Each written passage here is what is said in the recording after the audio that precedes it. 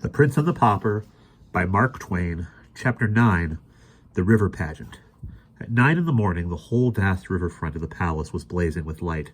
The river itself, as far as the eye could reach citywards, was so thickly covered with watermen's boats and with pleasure barges, all fringed with colored lanterns and gently agitated by the waves, that it resembled a glowing and limitless garden of flowers stirred to soft motion by summer winds. The grand terrace of stone steps leading down to the water, spacious enough to mass the army of a German principality upon, was a picture to see, with its ranks of royal halberdiers in polished armor, and its troops of brilliantly costumed servitors, flitting up and down and to and fro in the hurry of preparation. Presently a command was given, and immediately all living creatures vanished from the steps. Now the air was heavy with the hush of suspense and expectancy. As far as one's vision could carry, he might see the myriad of people in the boats rise up and shade their eyes from the glare of lanterns and torches and gaze toward the palace. A file of 40 or 50 state barges drew up to the steps. They were richly gilt, and their lofty prows and sterns were elaborately carved.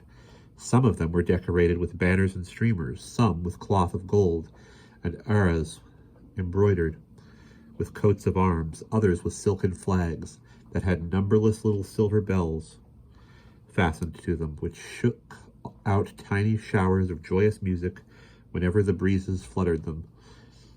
Others of yet higher pretensions, since they belonged to nobles in the prince's immediate service, had their sides picturesquely fenced with shields gorgeously emblazoned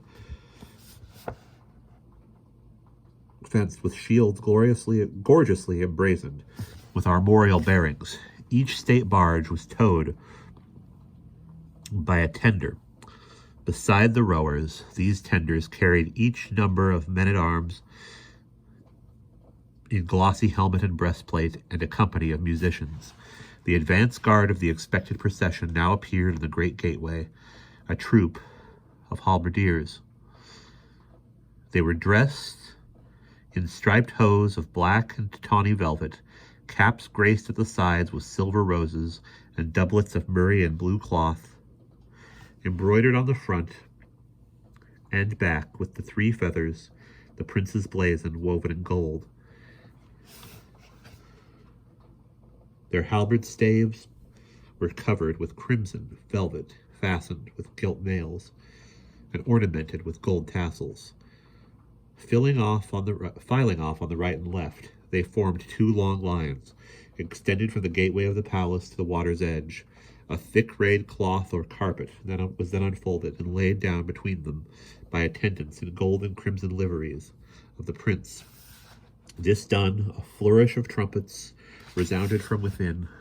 A lively prelude arose from the musicians on the water, and 2 ushers with white wands marched with a slow and stately pace from the portal. They were followed by an officer bearing the civic mace, after whom came another carrying the city's sword, then several sergeants of the city guard in their full accoutrements and with badges on their sleeves, then the garter king-at-arms and in his tabard, then several knights of the bath, each with a white lace on his sleeve, then their esquires, then the judges in their robes of scarlet and coifs, then the Lord High Chancellor of England in a robe of scarlet open before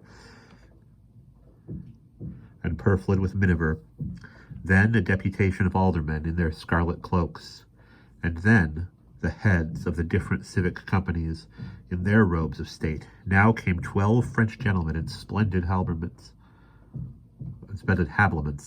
consisting of pourpoints of white damask, barred with gold, short mantles of crimson velvet lined with violet taffeta, and carnation-colored hautes du chasses, and took their way down the steps. They were of the suite of the French ambassador, and were followed by 12 cavaliers of the suite of the Spanish ambassador, clothed in black velvet,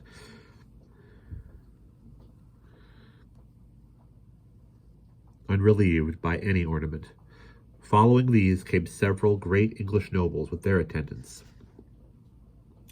There was a flourish of trumpets within, and the prince's uncle, the future Duke of Somerset, emerged from the gateway, arrayed in a doublet of black cloth of gold, and a cloak of crimson satin flowered with gold, and ribboned with the nests of silver.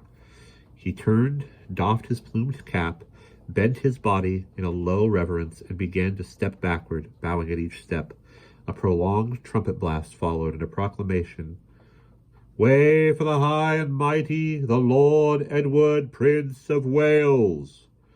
High aloft on the palace walls, a long line of red tongues of flame leapt forth with a thunder crash.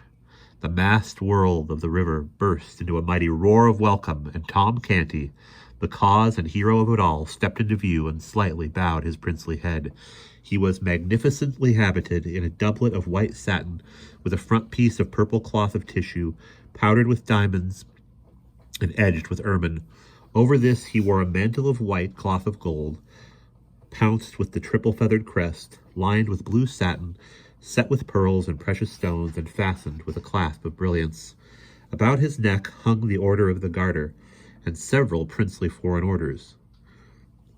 And wherever light fell upon him, jewels responded with a blinding flash.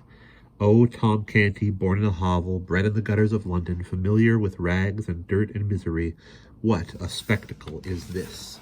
And that is the end of chapter 9.